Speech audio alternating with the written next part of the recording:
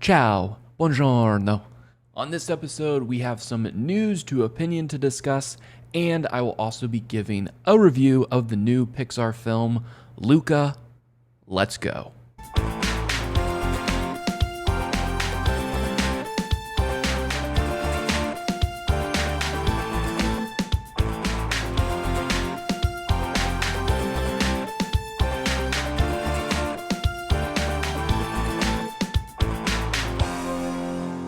Buongiorno, arrivederci. I think that means goodbye. Welcome to episode 112 of the WDW Opinion podcast. Mi chiamo Connor Brown. Scusa, allora. I am a former cast member, author, blogger, travel agent, and a Walt Disney World expert, and my passion is to help you plan for and daydream about your next perfect Walt Disney World vacation. If you are a new listener here, welcome, buongiorno, ciao. Welcome to the show. Feel free to go back and check out all of our old podcast episodes covering a wide variety of Disney-related topics. You can also subscribe to the show on Apple Podcasts or in Spotify. If you're a longtime listener, welcome back. Thanks for being here. If you continue to enjoy the show, please consider sharing it with a friend who you think might enjoy it as well. For those watching on YouTube, you can see I am all decked out in my finest Mediterranean wear. My hair is feathered and lethal. I have my Ray-Bans on that not only block out the rays, but they block out the haters. I have my grapefruit shirt on that just screams summers on the Italian coast. And the reason I am wearing all of this is because I just watched Luca, the new Pixar film. It takes place on the northwest coast of Italy. And boy, do I have the Italian bug. So ciao, buongiorno, parmesan, mozzarella, a pizza. Apologies to all the Italian listeners out there for all of that. Lo siento, which I believe is Spanish for sorry. That's the extent of my Italian language knowledge. I should know more because I took 2 semesters of Italian in college. I actually took a lot of languages throughout my school time. I took Latin, Spanish, Italian, Czech, forgotten all of it, except for, ciao, buongiorno, Parmesan, mozzarella, pizza. But it doesn't matter that I've forgotten all those languages because I do kind of a little bit still know English. I talk English good from what I've been told. We have a great show today. We will get to the Luca review a little later on, but we have a lot of news to opinion to discuss, so let's get into that right now. If you are new to the show, buongiorno, like I said before. News to Opinion is the segment where I gather several Disney-related news stories. I read the stories to you, and then I give you my opinions on it. Hence the News to Opinion name. Now, the first thing to get away, will I be wearing the sunglasses the entire show? Absolutely. I think I look great in them. Thank you for asking. I have been waiting a few weeks to compile stories, but I think I have a good number of stories right now to talk about, so that's why we're going to do it. First, I wanted to start with the news around masks, social distancing, all that stuff that's going on in Walt Disney World. We've been getting a lot of news recently about it, so I kind of want to just consolidate it all so that you guys can know what's going on there in the parks in Orlando right now. Right ahora, which is a Spanish word. Again, not an Italian word. So this past week on June 15th, Walt Disney World introduced some new regulations, or rather, they removed some regulations that were in place. Face coverings. This is big. Face coverings will be optional for fully vaccinated guests in most areas. So if you listened to last week's episode 111, I talked about how when I went there in May, I was among the first guests who didn't have to wear masks outside, in outside common areas, walking around the parks, walking around the resorts. Once you go inside, whether it's a restaurant, an attraction, a store, you had to put your mask on. Well, now, face coverings will be optional for fully vaccinated guests in most areas in Walt Disney World. Face coverings will still be required of all guests on Disney transportation, including buses, monorails, Skyliner. Disney will not require proof of vaccination. Guests who are not fully vaccinated will have to still wear their masks inside. Must observe current policies on face masks until June 15th. So that's come and pass. So that's what's going on right now. Physical distancing. Disney says we will be relaxing physical distancing guidelines for guests. This will be visible in places like queues, shops, restaurants, attraction boarding, transportation, and our theaters. Cleaning. Disney will still continue the high standards for cleanliness and sanitation we've all set for ourselves. So to recap, the first item to go at Walt Disney World about a month ago was temperature checks. When you go into the theme park or when you go into a Disney restaurant, you no longer have to get your temperature checked. That's great. Then, a couple weeks later, Disney said you no longer need to wear a face mask outside common areas. So, outside, walking around, you no longer needed to wear it. Now, Disney says if you are fully vaccinated, you have the option to not wear a face mask in most areas, both indoors and outdoors. If you're fully vaccinated, you don't have to wear a face mask anymore. The only places you have to wear them is on buses, monorails, Skyliners, and the boats, the transportation boats. I think the reason Disney is requiring you to still wear them on buses, on Skyliners, is I believe they're considered public transportation options, and the CDC still requires those to be, that face masks still have to be worn on public transportation. I have no idea why that's still a thing. I don't know why you cannot, depending upon the area you're in, you can walk into a McDonald's without a face mask if you're fully vaccinated, but if you get on the subway or a bus, you have to. Whatever. That's way above my pay grade. But you still have to wear them on transportation. Again, it's weird just because they're now boarding groups, non-related groups are getting on the Skyliner, so they'll board as many people that can fit. It's like up to 10, if there's a long line, of course. Same thing with buses. There's, you can stand on the buses now. You don't have to sit. I don't think they're assigning people to seats anymore, but you still have to wear your face masks on those. So, I don't know. Social distancing stuff is also being taken out of the monorails, and throughout the queues, markers are being ripped up off the ground. The plexiglass barriers are still in place in the queues, but they're removing them on the rides. So like a perfect example, Kilimanjaro Safaris, each row had a plastic sort of sheet in front of people. You could see through it and stuff. Those are being removed, which that's great as well. I've had some folks reach out asking for clarification around the phrasing, if you are fully vaccinated, you no longer need to wear a mask. So the people that have been reaching out to me, they are wondering, it says fully vaccinated, do you need to provide proof of your vaccination? And the answer is no, you do not. Nor will you be asked to provide proof of it. So Disney's not going to ask you to provide proof of it. They're not going to require you to provide proof of it. We're working on the honor system with this one. If you're fully vaccinated, you can lose the mask if you want to. If you're not, you should still keep it on. Just that's what Disney is saying. So that's great. That's awesome. Masks are pretty much non-existent now in Walt Disney World unless you're on public transportation, which is great. Again, if you still want to, if you feel comfortable wearing one, you still want to do it, that's your obligation. That's up to you. That's up to you, brother. You can do whatever you want. You can't do whatever you want. You still have to have some common decency. There you go. The more you know. That's what I'm here for. Trying to make the world a better place is what I am doing. What I really am doing is just talking nonsense. We also got a lot of good news out of Disneyland in California.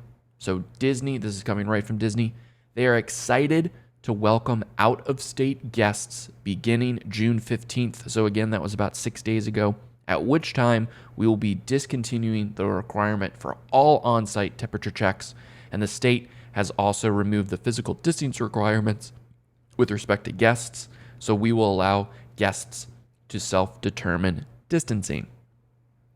At Disneyland, face coverings, again, for people who are fully vaccinated are no longer required for indoor or outdoors. Those who are not fully vaccinated must continue to wear face coverings indoors, except when dining. Guests, again, at Disneyland will not be required to show proof of vaccination. They have to self-attest. In addition, all guests will need to attest that they are aware of the state of California's strong recommendation that guests be fully vaccinated or receive a negative COVID-19 test prior to entering the theme parks while making their Disneyland Resort theme park reservations. When the Toy Story parking lot, which is where you park at Disneyland, when it reopens on June 18th, so it's already reopened, regardless of your vaccination status, you will be required to wear appropriate face coverings while on the bus transportation from the parking lot to the parks, just like in Disney World. That's public transportation. You're going to have to do that. Theme park reservations are still in place, so that's great. Face masks. You don't have to wear them if you're fully vaccinated. At Disneyland, people from out of state can now go to Disneyland as well. Prior, when Disneyland originally reopened, the state of California was saying only California residents can go to Disneyland. Now, plenty of other people from all states around this fine country can go to Disneyland. And if you're fully vaccinated, you don't have to wear a mask. There is a Disneyland trip in my future. There has to be. I don't have any plans yet. I'd like to make some, but I have to get out there. I just have to do it, especially with Avengers Campus opening. But I mean, everything prior to that, I'm jonesing to get out there for the first time in my young life. Some other fantastic news recently occurred, and it occurred around nighttime spectaculars coming from the good people at Disney. At Walt Disney World Resort in Florida, July 1st, just a few days away, marks the start of the nightly fireworks performances at Magic Kingdom Park and at Epcot. Happily Ever After will transform Cinderella Castle with lights, projections, and pyrotechnics, as moments from favorite Disney stories encourage guests to grab hold of their dreams and make them come true. Make those dreams come true.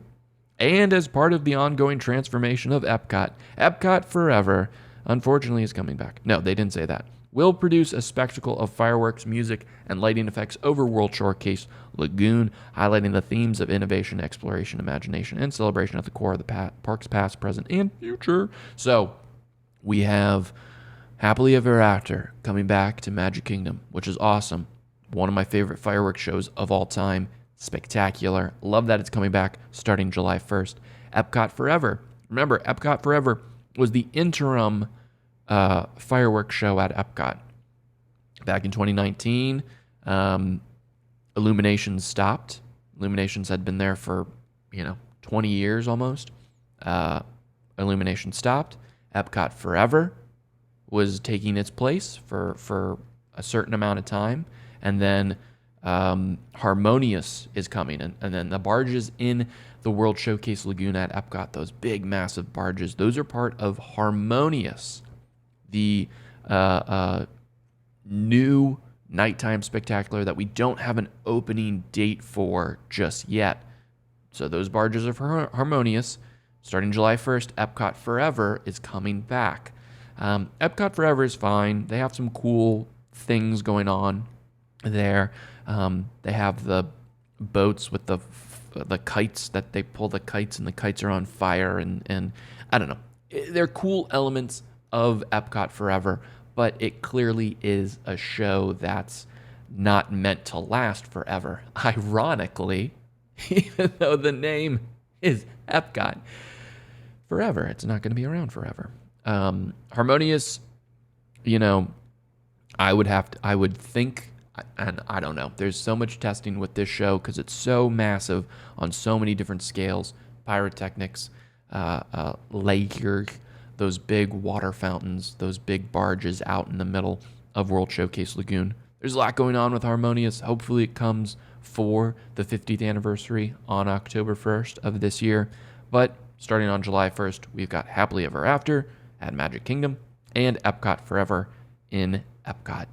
At Disneyland Park in California, the fun starts on the 4th of July. Let freedom reign with Mickey's Mix Magic presented nightly throughout the summer. State-of-the-art projections, show lighting, lasers will transform Main Street USA, Sleeping Beauty Castle, and the facade of It's a Small World into a dazzling family fun dance party that goes sky high with fireworks to celebrate the leader of the club, Mickey Mouse. Fireworks are coming back. That's really important because during the summer months, fireworks obviously have to occur when it's dark out. So that means, these parks will be open later, at least through sundown. Sun has to go down before these shows can go on. So that's great that you're going to be able to spend more time in these parks and you're going to be able to see nighttime spectaculars as well.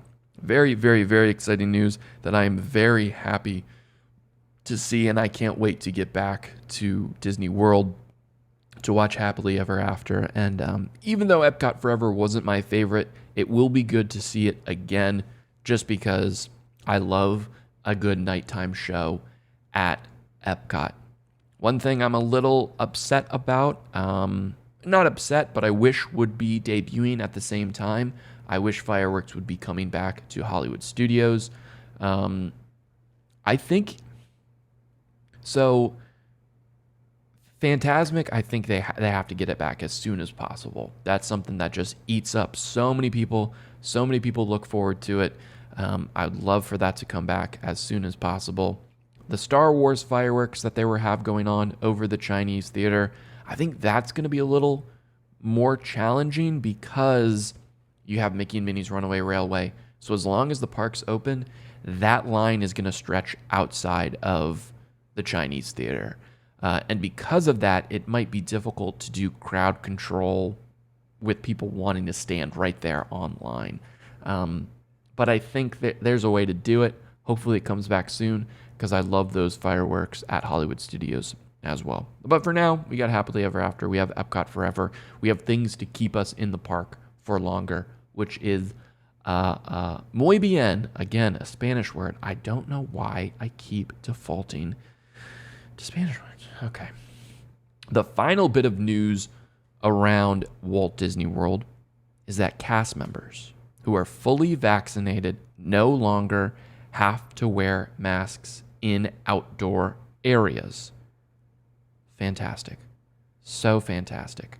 We have a few more things to get to. I can't wait for cast members to no longer have to wear masks inside as well.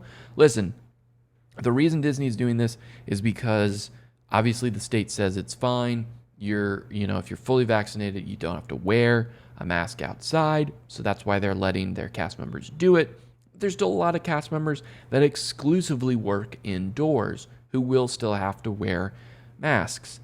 I think the big reason that they're doing it is right now they're starting with people outside is when fireworks come back, they're going to need cast members to do crowd control just in general, like they always have before the pandemic. That's going to be a necessity. And when you don't have a mask on, it's going to be much easier to do that as well. So I think that that's a big reason why they're not allowing it. And of course, the other reason is because they're allowed to now, because the national health officials, the state officials, the county officials, and Disney's health team has decided that it's safe to do when cast members are fully vaccinated. So that's awesome. Another cool thing that started happening, I started seeing single rider lines are coming back, which is delightful. So excited for that. We still have a few more things to get to as back to normal as we can make it.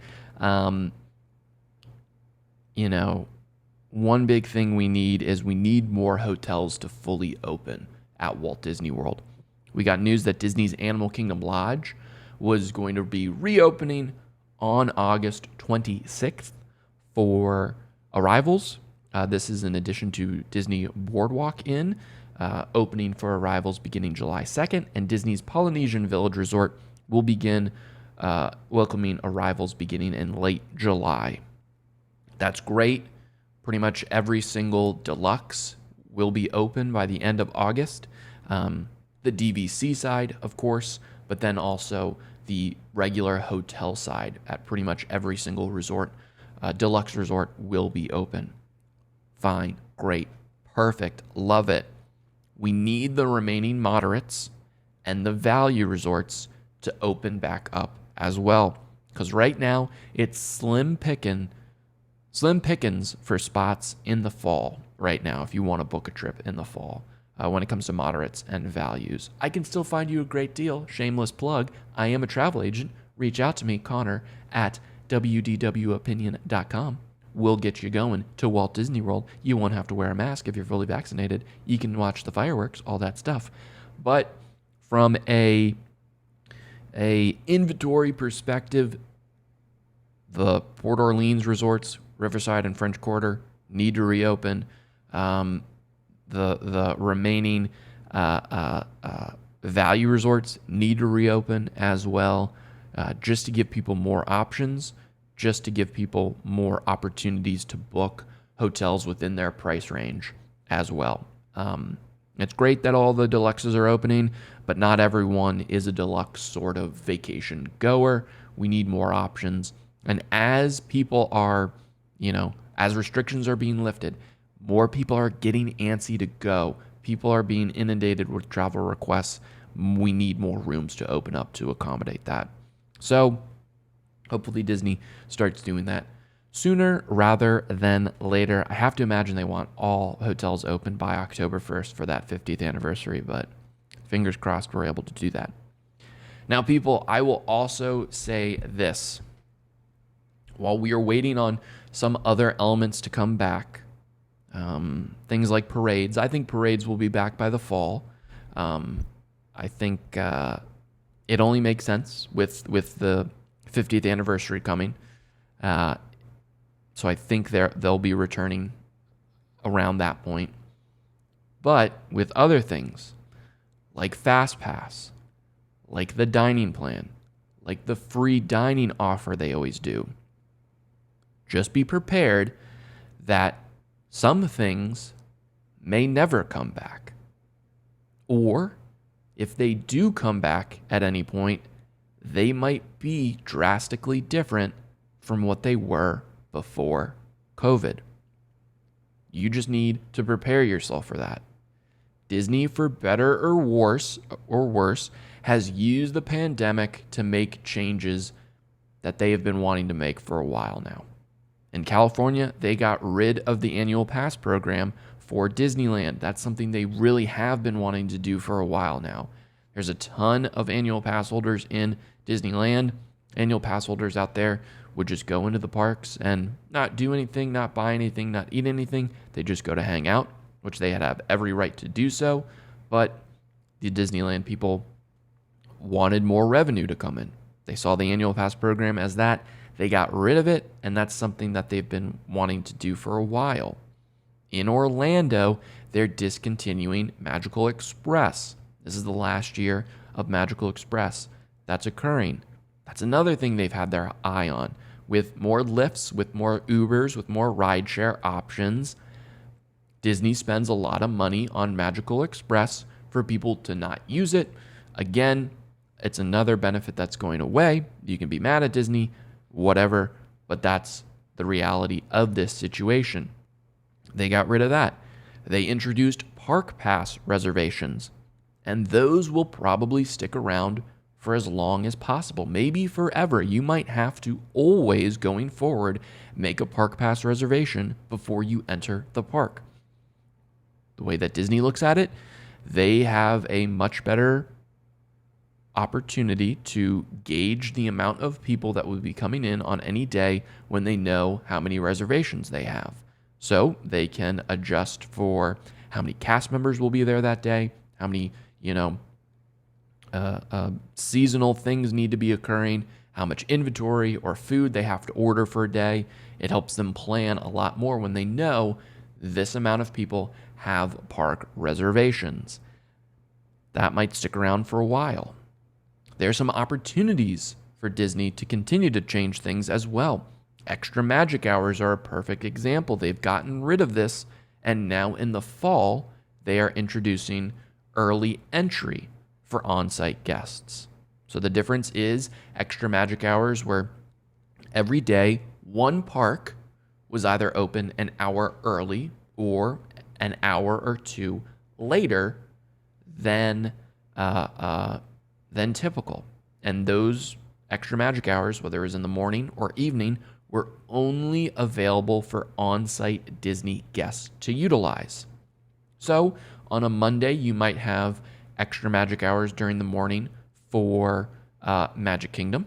On Tuesday, you might have it the morning for Animal Kingdom. On Wednesday, you might have the evening for Epcot, so on and so forth. There were only ever one or two on at any one point in time. What would happen with extra magic hours is, it was kind of ironic. Instead of it being less crowded, because that's what you'd think, the first hour of the day was only open to theme park, Disney resort guests. What ended up happening was everyone who was staying at a Disney resort ended up going to that park for that day, on top of all the normal day guests that were coming.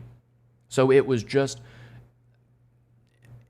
exponentially more people at those parks with magic hours than the other parks. So it kind of worked the opposite way. If you got in for extra magic hours, you could ride a lot of stuff, and it was a ton of fun. It worked great. But once the park opened to day guests, you had more people there than a normal day because everyone staying on site was coming for extra magic hours.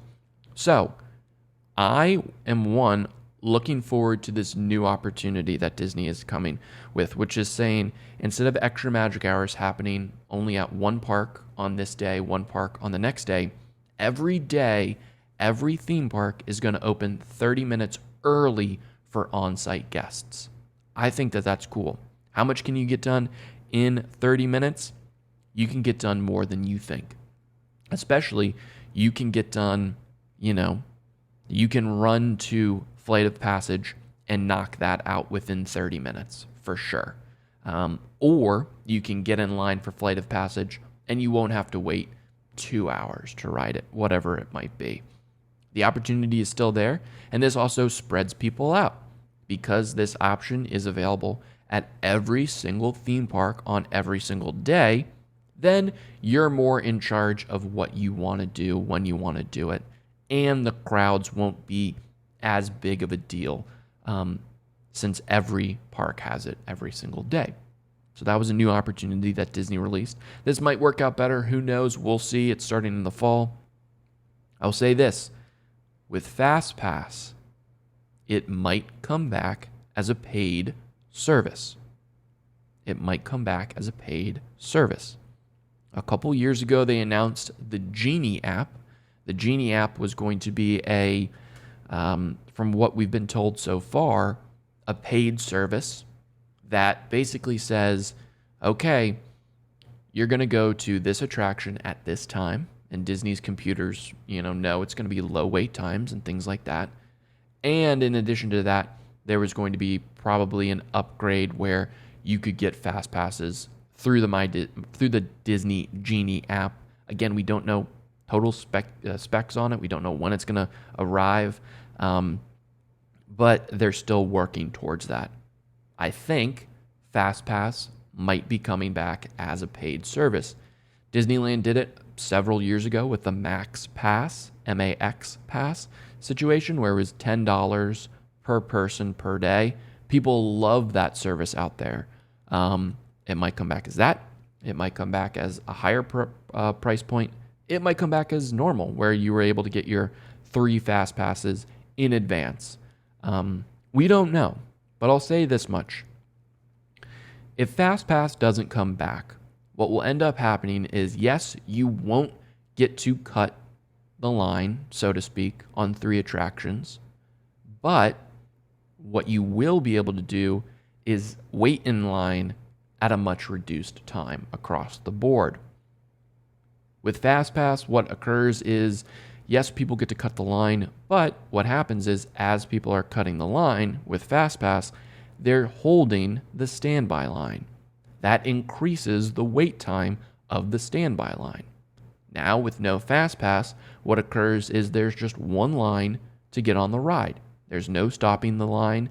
The line moves as long as there's more vehicles, omnimovers, whatever the transportation method of the attraction is. That line keeps moving. It doesn't get stopped. It doesn't get bumper-to-bumper traffic, so to speak.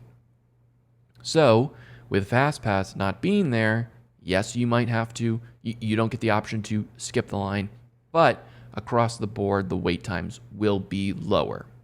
So, it's kind of a double-edged sword. You don't know, you got to give up something to get something. If FastPass comes back as a paid service, there won't be as many FastPasses in the inventory program. So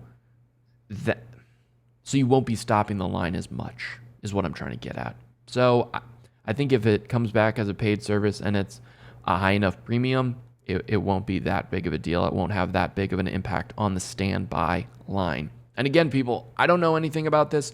This is a lot of speculation, a lot about what I've heard from people I've been talking to, sources close to, and I don't have any sources, I'm just kidding. But I just want to prepare people that these things might occur. FastPass might come back as a paid service. We might be sticking with Park Pass reservations for a long time. These extra magic hours, how they're doing them, the early access, that might be the future. We don't know. This is all to say, with restrictions being removed, yes, we are getting back to the Disney World we know and love, but like most things in our lives, the pandemic has changed things, and those things will be changed forever. Whether it's good, whether it's bad, I don't know. Whether it's new, whether it's old, this is all I know. I am very happy that I'll be able to walk through a Disney park very soon, whenever I'm down there next, without a mask on. Going on a ride without a mask on, seeing other guests without masks on, that's going to be awesome.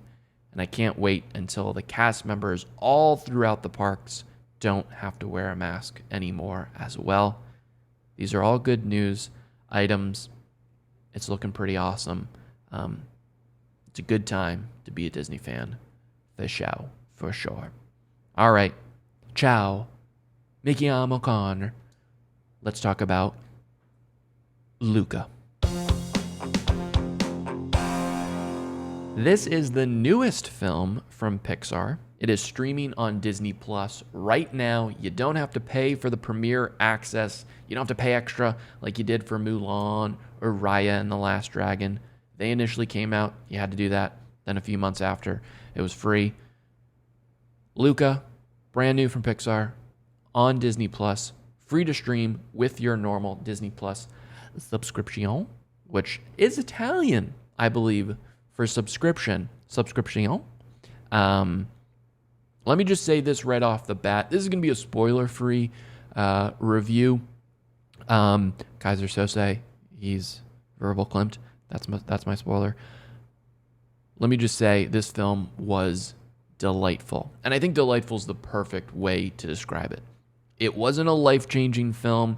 It wasn't the best Pixar movie ever, but it was a joy to watch. It was delightful to watch, and most importantly, it was entertaining. I often think people forget the purpose of movies. The purpose of movies is to entertain us, right? This movie was entertaining. It captured my attention. It transported me to this place. It was funny, emotional, and it was incredibly beautiful. The set design, the animation, incredibly beautiful. So at its core, Luca is about two best friends who are sea monsters. It takes place in the northwest coast of Italy.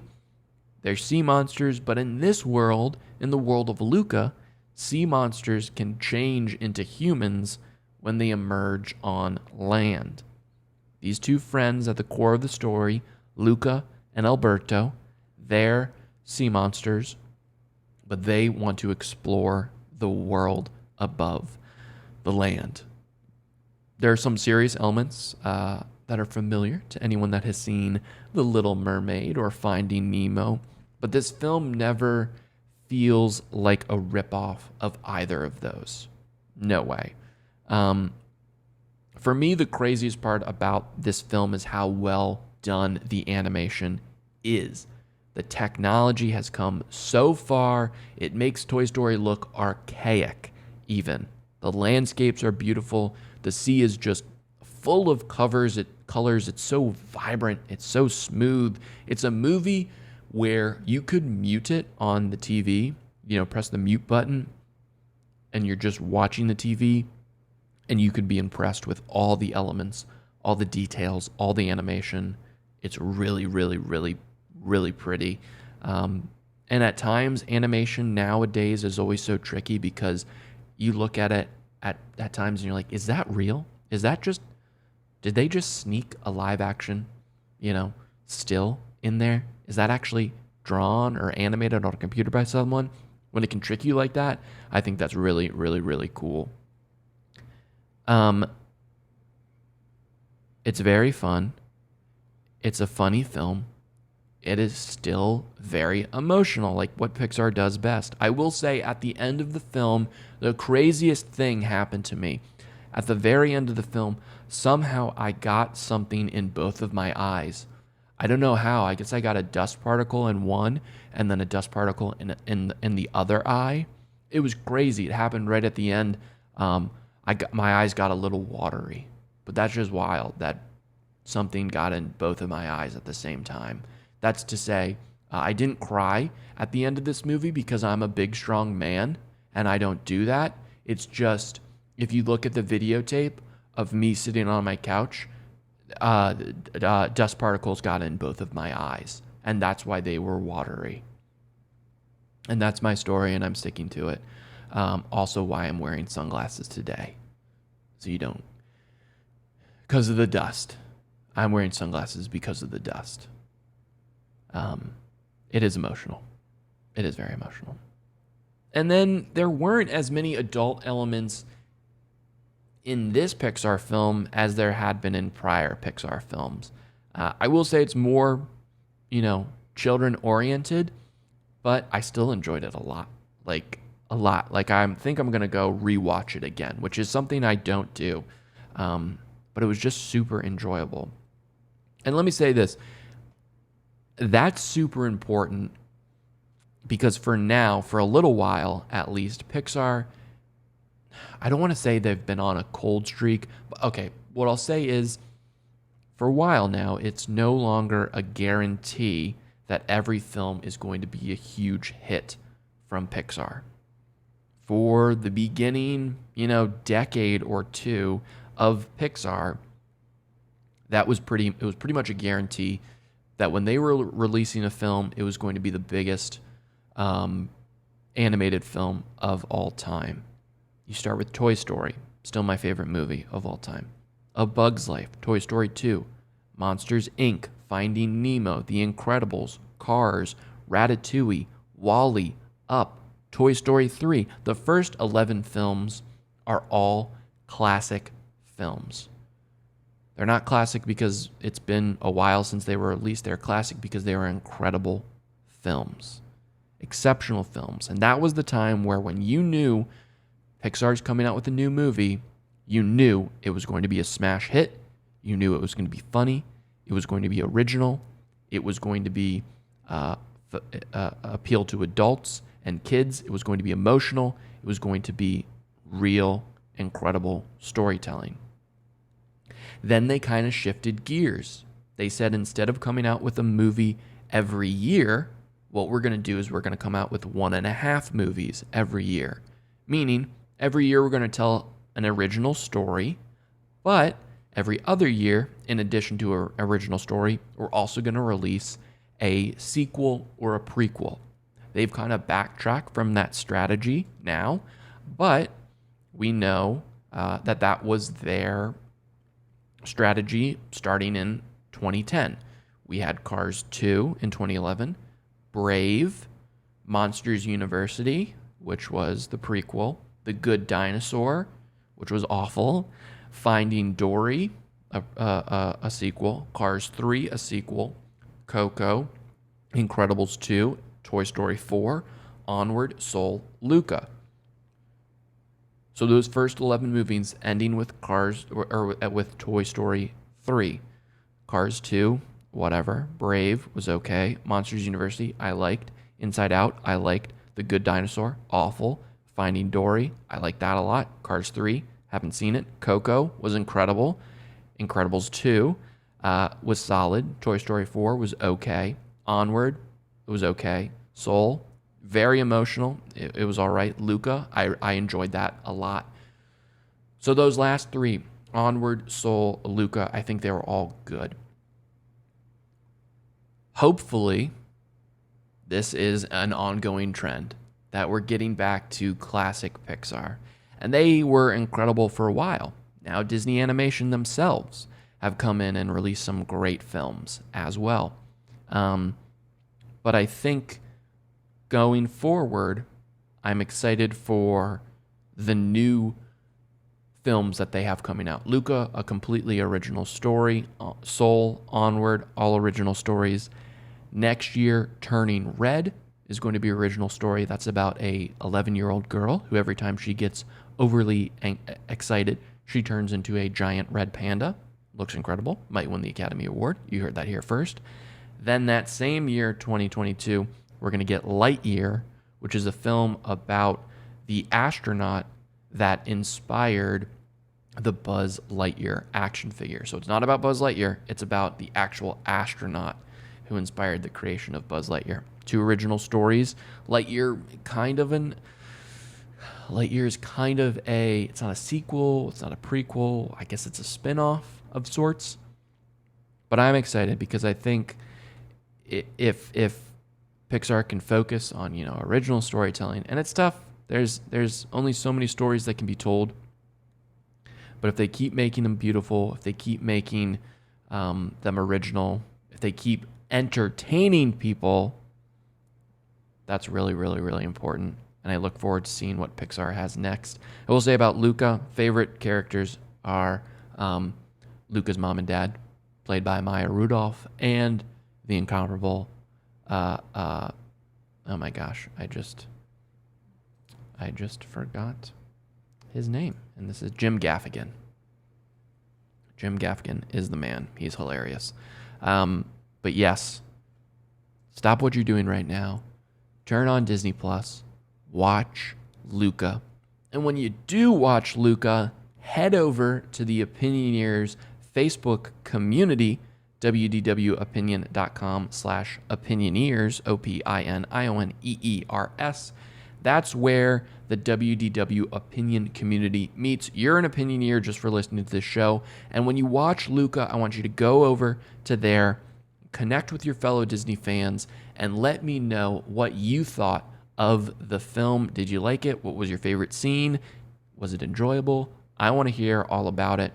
Go over to that group again at wdwopinion.com/opinioneers, OPINIONEERS, and tell us what you thought about Luca.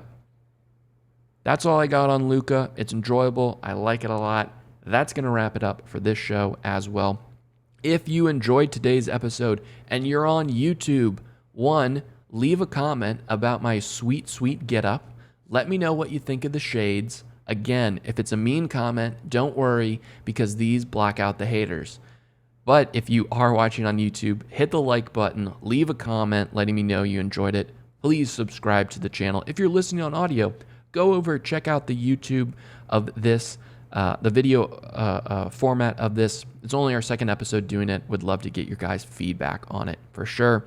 For those people listening on Apple, please be sure to subscribe and rate and review the show on there. I'll be sure to read future reviews on the show as well. Please, if you have not left a review on Apple, please do that. You can go to wdwopinion.com/review to learn how to do that. It's only going to take 30 seconds, but it's the best way for us to be put in front of new opinioneers so that they can discover the show as well. If you listen on Spotify, click the follow button on the show page for WDW Opinion. That's going to help us out as well. If you like the show, be sure to share it with your fellow Disney World loving friends. That would be awesome if you could do that as well. And if you are ready to book a vacation to Walt Disney World, no masks, baby, let's go. I would love to help you with that as well. As a travel agent with the ear to their travel agency, I'll help you find the best deals, answer any questions you have, book dining reservations for you, and I'll be an advocate for you, someone you can turn to it for advice. The best part is that this service is 100% free to use. It doesn't cost you a dime. You can reach out to me at connor@eartotheirtravel.com and I can help you book a trip. And of course, if there is ever anything I could ever do to help you, I am more than happy to try and do so. Just reach out to me at Connor, CONOR, at WDWopinion.com. If you have any questions or need anything at all, I'd love to hear from you. That's going to do it for us this week. If you liked what you heard today, then you've been listening to the WDW Opinion Podcast. If by chance you didn't like what you heard, then you've been listening to Lost in Sports. I've been Connor Brown, and until next time, arrivederci, ciao, buonasera. Keep LTD, living the dream. I should have translated that to Italian. And I'll see you real soon.